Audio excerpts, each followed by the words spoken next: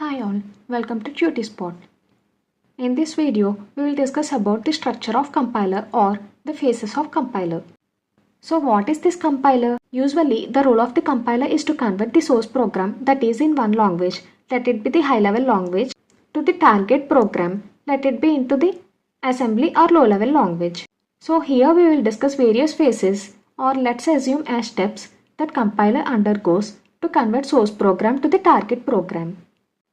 So, compiler has two parts or phases. First is the analysis phase and next is the synthesis phase. Analysis phase is a machine independent and language dependent phase. That means it does not know what machine we are using, but it knows what language we are using. That means it concentrates only on language. We have four phases in this analysis phase.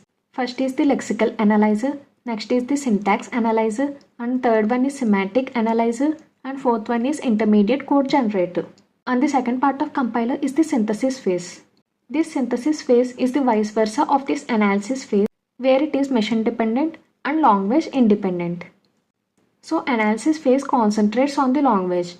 So it can be a high level or assembly level language, whereas this synthesis phase concentrates on machine level.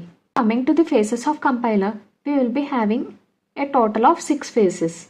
First is the lexical analyzer, second is syntax analyzer, third is semantic analyzer, fourth is intermediate code generator, and fifth is code optimizer, and sixth one is code generator. The first 4 phases comes under the analysis phase and the next 2 phases comes under the synthesis phase. All the 6 phases are managed with the help of symbol table manager. And if any error occur in these phases, then error handler will handle. This is the structure or phases of the compiler. So now, let's discuss each phase in brief. First is the lexical analyzer. It converts a stream of lexemes into a stream of tokens. And it also removes the white spaces and comments. Means this lexical analysis reads the characters received from the source code and group those characters into the meaningful sequences called lexemes.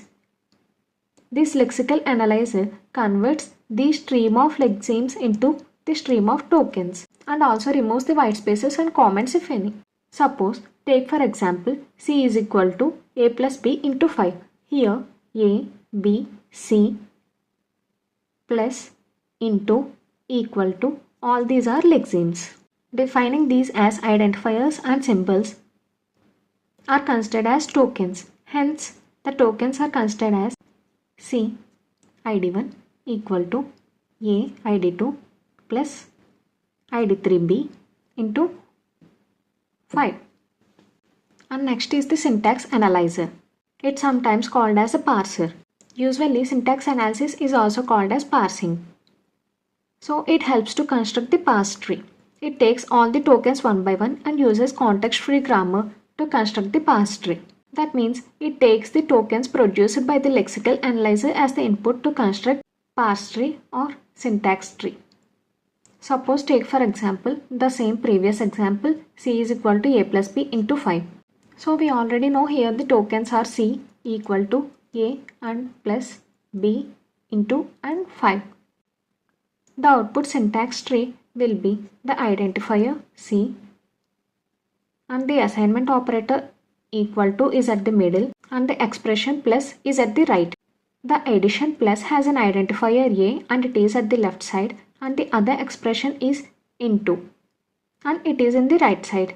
And finally the number 5 is at the right side of the multiplication operator and B is at the left side. So this is how we have to construct the syntax tree. Means C is equal to A plus B into 5. And the third phase is semantic analysis. That means it verifies the parse tree whether it's meaningful or not, and it produces a verified parse tree, and also it performs the type checking. So consider the same example, C is equal to A plus B into 5. Here the data type of the 5 can either be an int value or a float value. So the data type int to float is included in this parse tree and hence the verified parse tree is produced. And fourth is the intermediate code generator. Here it generates intermediate code which is in the form that can be readily executed by the machine.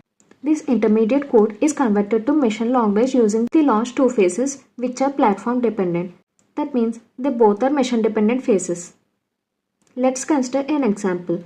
Take the same example, c is equal to a plus b into 5. Previously in the verified pass string, we took data type for the value 5. So we are using 3 address code here to generate intermediate code. Here c is id1 equal to a means id2 plus b means id3 into 5.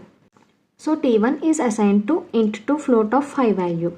So this t1 is multiplied with b, that means with id3. So assigned to t2, that means id3 into this t1. So up to now this equation will be as id1 equal to id2 plus this value t2.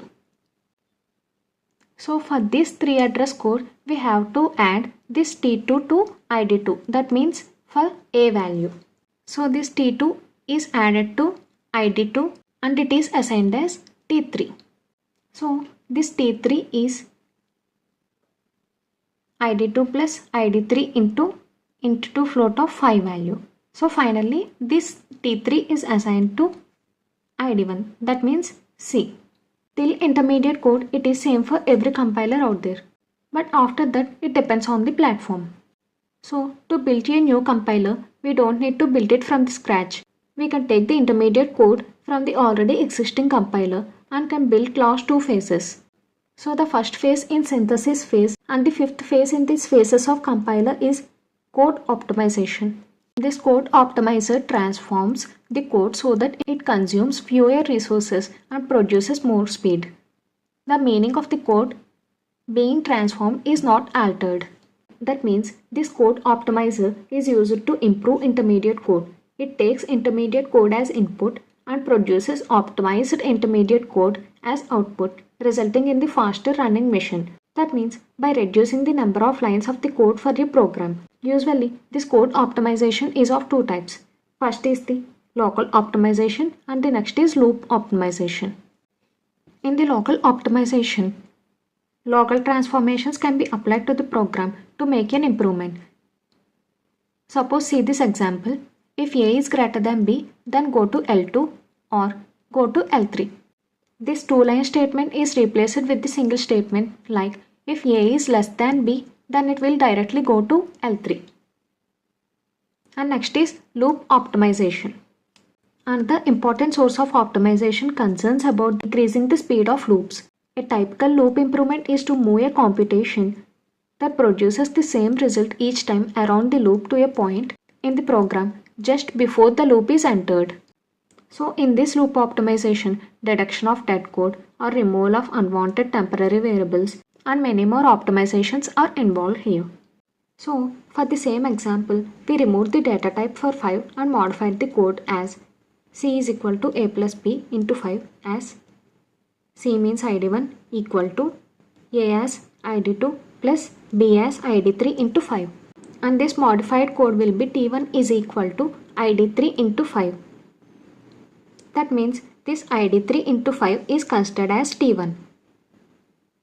So next id1 is equal to id2 plus this t1. That is what exactly we written here. And the final sixth phase is code generation. This code generation gets the input from code optimization phase and produces the target code or object code as the result. Those intermediate codes are translated to a sequence of machine codes to perform the specific task.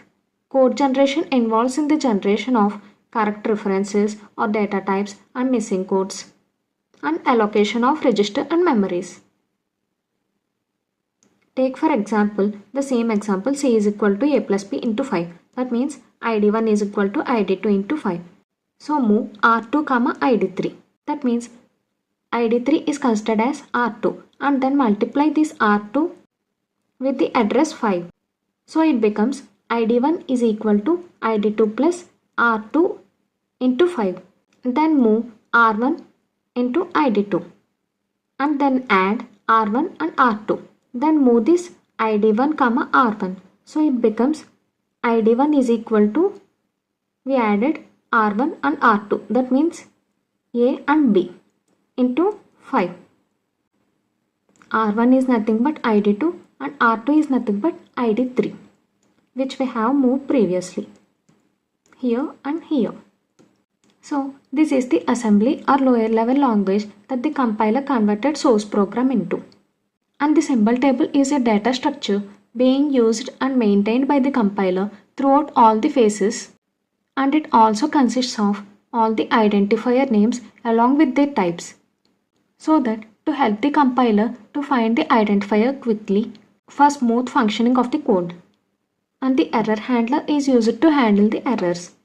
This is all about the phases of compiler. Thank you.